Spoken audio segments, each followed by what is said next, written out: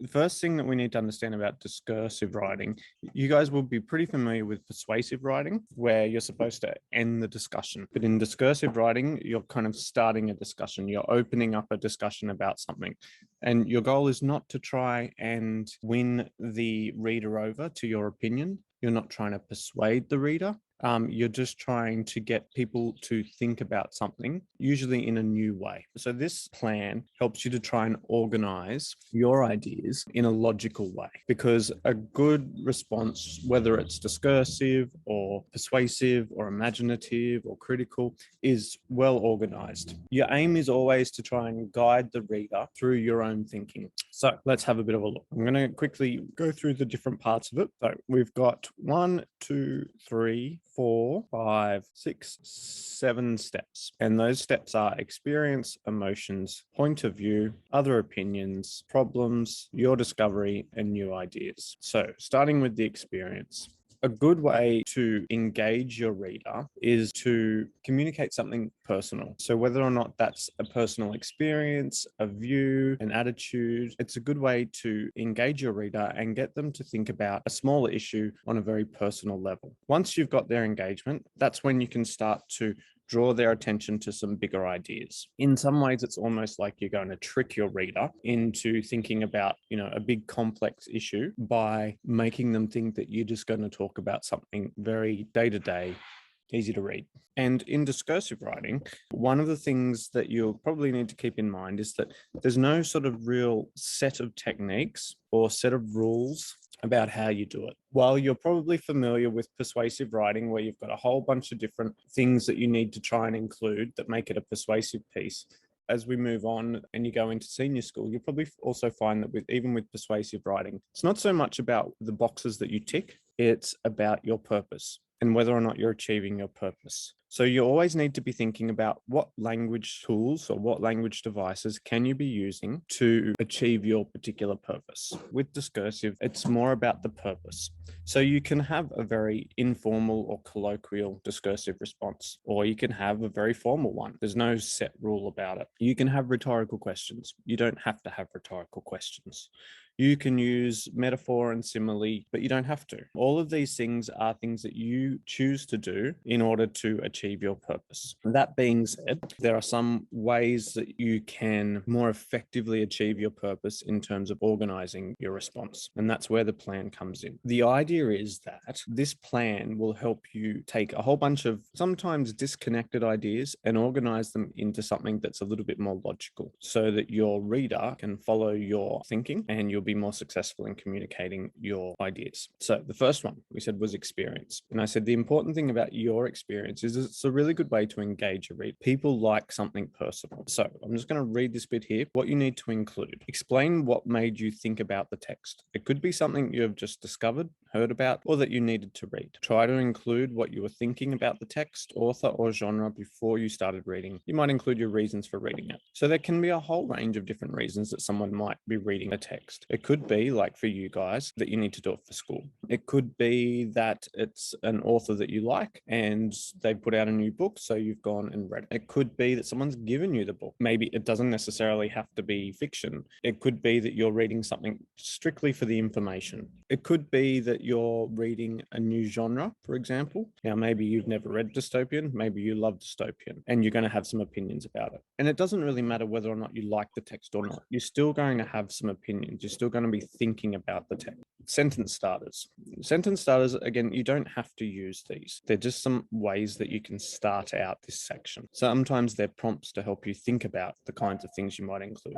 So for example, this first one, I recently started reading. Now that's a pretty obvious one. You're just going to finish that off with whatever it is that you were reading. Maybe it's a book or an author that everyone's been talking about. It doesn't have to be necessarily a novel or something written. It can be a movie or it can be a TV series. The idea is that you're just responding to a text.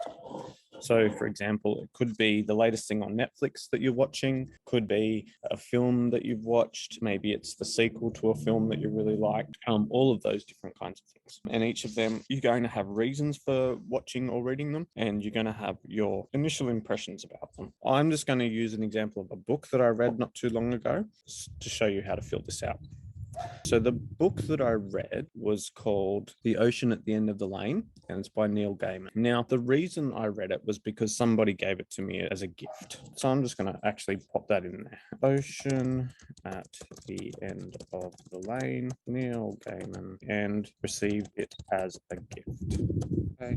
I might also add a few other things. Why did I get it as a gift? Well, partly because given you, I was a Neil Gaiman fan, and they also like Neil Gaiman. So I've got my reasons for reading it. Some other things I might want to add in there. I was actually a little bit hesitant or a little bit unsure about reading this one. And my reason for that was because this author, Neil Gaiman, while he's written some great books, I was kind of getting a little bit frustrated with him. I was annoyed author. And that was mainly not so much because of what he was writing, but because, he'd become a bit of a celebrity. And I didn't really like his celebrity personality. I think I've pretty much covered everything there. And if I haven't, I can always come back. That's the good thing about a plan. You're just throwing some ideas together. Right. So emotions. Describe how you were feeling when you first started reading. Focus on your emotions about the text, other people's opinions, or why you had to read it. Now, I've kind of started suggesting that a little bit with my reluctance for wanting to read it. But I think, this is where I'm actually focusing strictly on when I'm reading the text. So I have to admit, like when I first started reading it, I was engaged with the story. So if we go back to emotions, so I was feeling a little bit torn about enjoying the novel, even though I had my reservations about the author. So you can see, once again, I'm sort of just jotting down some ideas. It's very much in bullet points. I'm not worrying too much about organizing it into sentences because, again, it's a plan. This one's a little bit more organized, but that's fine. I could also do it as dot points. So I could say, okay, quickly engaged, and then this can actually be my next point. The idea here is that you're just organizing your ideas. And what you probably start to notice is that there's a little bit of a theme or a thread running through my comments so far. And that's my thoughts about authors or really celebrities in general. And this could be the thing that becomes like the bigger idea for my overall discursive writing piece. Because one of the things that you want to try and do is make a connection between something very specific, something very personal and day-to-day to something bigger, more general, a bigger idea. Now, I've done the emotions bit so far. I could also add my friend who gave it to me was here whether I liked it. Okay? And just to be clear about these emotions, I'm just going to highlight some of them. So,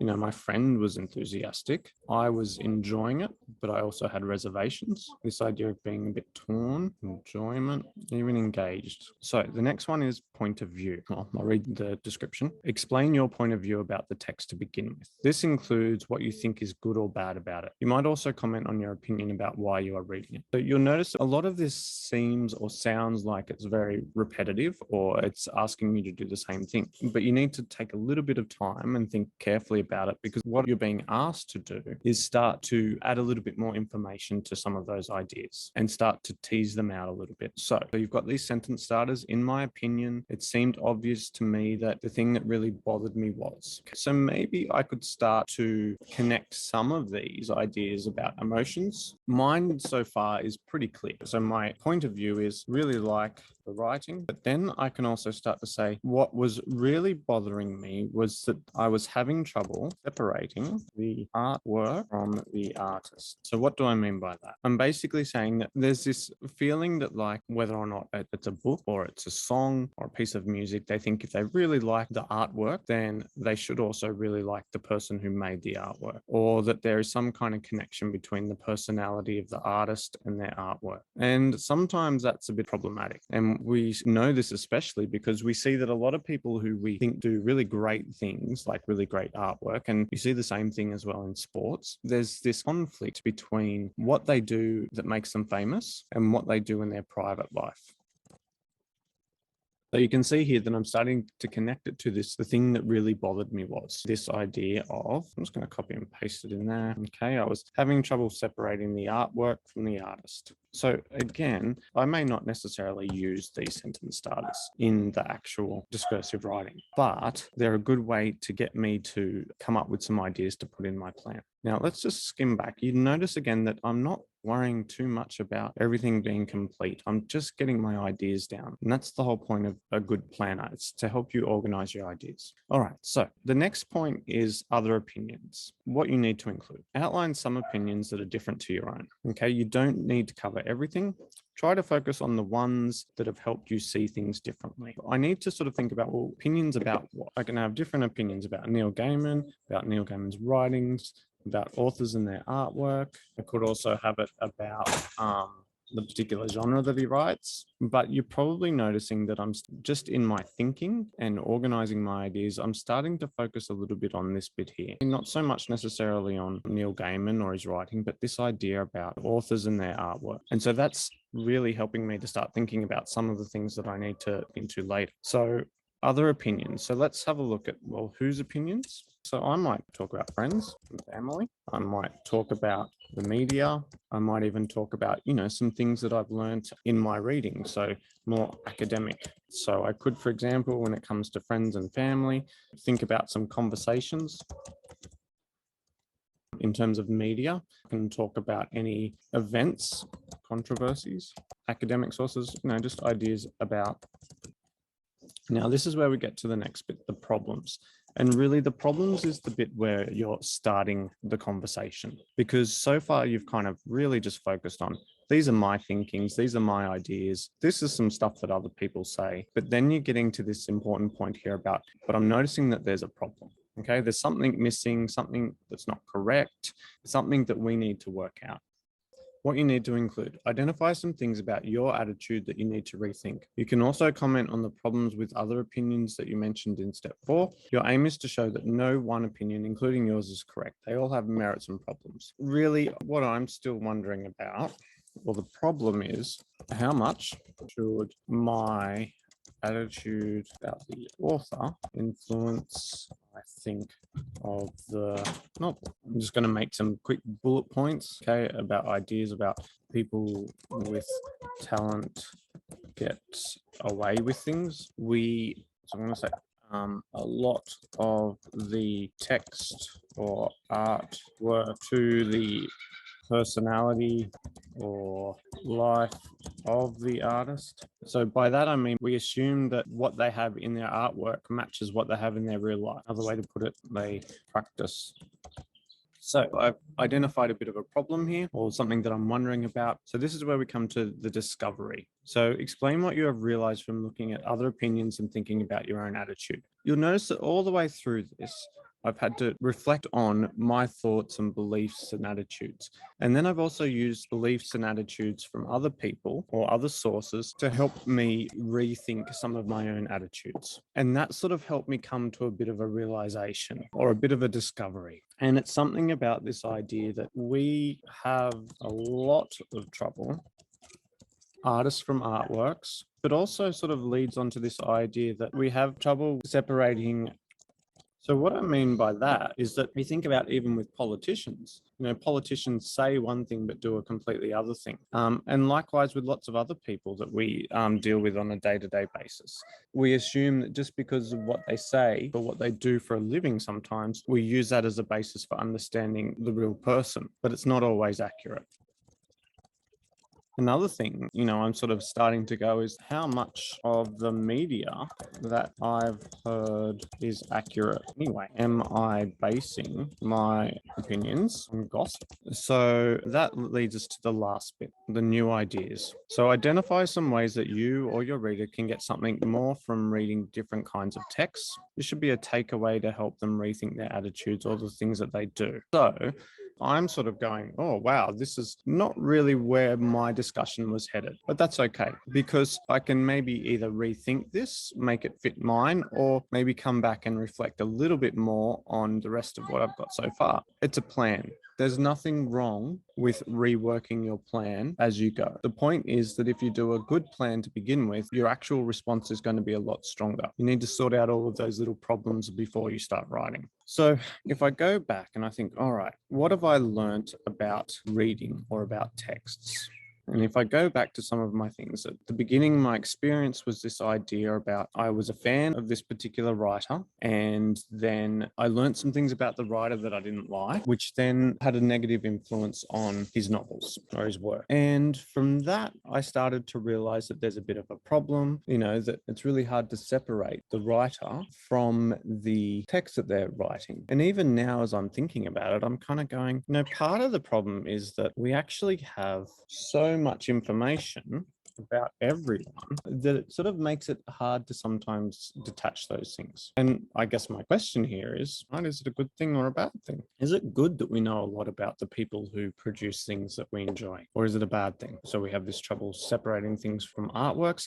And now it's making me think a little bit about companies. So we hear a lot more these days about this idea of ethical choices, buying products that are made by companies. All right. So, for example, people are very conscious these days about whether or not the clothes that they're wearing are made in sweatshops, whether or not the materials are renewable resources, all of those kinds of things. And so I'm wondering, is it the same issue? Do we need to think a little bit about ethical choices in terms of who are we supporting when we read a novel by an author who's making money even though they may be a bad person? Maybe the things that they're doing in order to create this artwork are causing harm to other people. And again, I'm not just filling it out, going once through, and then that'll be done with it. I'm going back and I'm reviewing it and I'm rethinking it. And that's the whole point here. The other thing, I'm not worried at this point, in my plan about getting all the words right and all the sentences fully constructed. I'm not even worrying about my vocabulary. Normally, I wouldn't sort of go an author who is a bad person, because that's not going to sound real great in the final product. But at the moment, again, it's a plan. It's just some ideas. All right. So now I've come to this bit about new ideas. So identify some ways that you and your reader can get something more from reading different kinds of texts. This should be a takeaway to help them rethink their attitudes or the way they do things. So what's my takeaway about reading different kinds of texts? Maybe, is it something about paying more attention to who writes the text before I read them? Or is it quite the opposite? Do I need to learn to separate the artist from the artwork? Is the artist like the company, i.e. ethical? And so in terms of, if we go back to the very beginning, there's no sort of clear solution. There's nothing here that's like ending the discussion. I'm leaving it very open. I'm starting the discussion, and my discussion here is really about how we deal with the relationship between the person who creates a text, their personal life, what's in the text. So I'm just going to make a note about that. And even, what do we do when we find out the composer is a monster? By a monster, I mean like someone like Michael Jackson. We've learned about some of the awful things that he's done, and only after he died. What do we do? Can we still enjoy Michael Jackson's music? Should we stop listening to it altogether? Is there more to it than just who really writes or who really creates an artwork? So lots of big problems there. So a few key things to keep in mind. Okay, first of all, we're trying to start a discussion. We're not trying to end it. Everything that I've done in here is really about opening up new ideas and thinking about problems that we need to work out. I haven't given a solution. Second thing is I'm using the plan to help to organize my ideas. Now, I didn't plan this before I sat down and did it with you guys purposely, because I wanted you guys to see the process of coming up with some ideas. That coming up with some ideas is a process that involves rethinking, going back, editing, adding a little bit more, at times being a little bit messy. But it's really important that we do that step, that we go through that process of organizing some ideas and rethinking things and reflecting. The last thing that I think is really important that you take away from this is that I've made this connection between my own personal experience and something that's relevant to a much broader audience or to society in general. Okay, so I'm just going to make a quick point about that down the bottom here. So I've made a clear connection between my own personal experience and broader social issues. So I could say, my personal experience is how I feel about authors. Okay, so that's the very personal experience, i.e. Neil Gaiman. And I've made the connection there to a bigger cultural idea, okay, social issue, which is how we deal with the tension between, now I've got it up here, this idea of the tension between the composer, their personal life, and the ideas that are represented in the text. I could also say I've made a connection to ethical trade, okay, or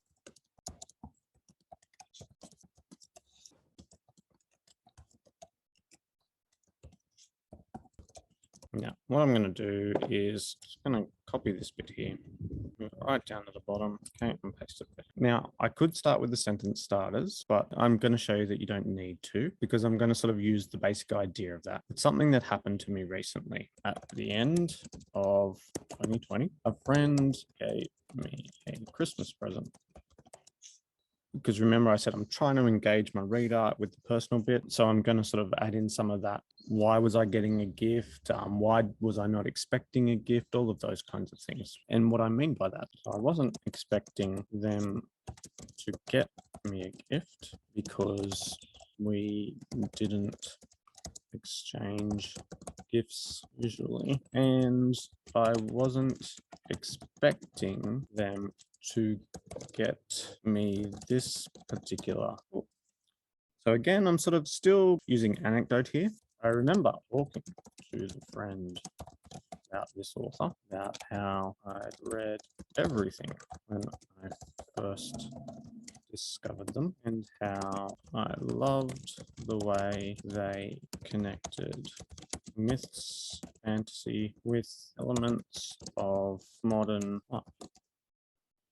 Now, I'm also thinking about engaging. I haven't said what the book is yet, so I'm guessing that my reader would probably be going, well, what's the book? But I might even sort of drag that on just a little bit. I'm just sort of thinking about that overall purpose of trying to engage the reader and draw them into this idea of a discussion. But I couldn't remember if we'd talk about the reservations.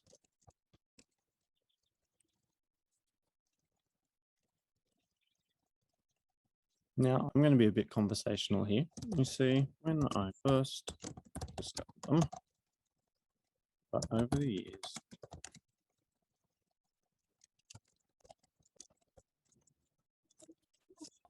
so I'm saying that over the years, they've come to be one of the best-selling authors in recent times, and that has meant that I've learned a lot more about them, but it's more just that they're more of a personality. And so maybe that's just what I need to say. And that has meant they have become more of a celebrity that shows up all over the place.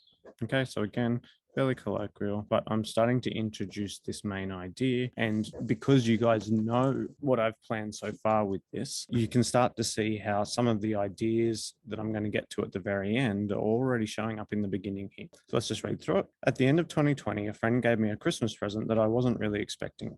I wasn't expecting them to get me a gift because we didn't exchange gifts usually. And I wasn't expecting them to get me this particular book. I remember talking to the friend about this author, about how I'd read everything of theirs when I first discovered them, and how I loved the way they connected myths and fantasy with elements of modern life. So it just picks up a little typo there. But I couldn't remember if we talked about the reservations I had about the author's personal life and how that had tainted my enjoyment of their novels. You see, when I first discovered them, they were relatively unknown.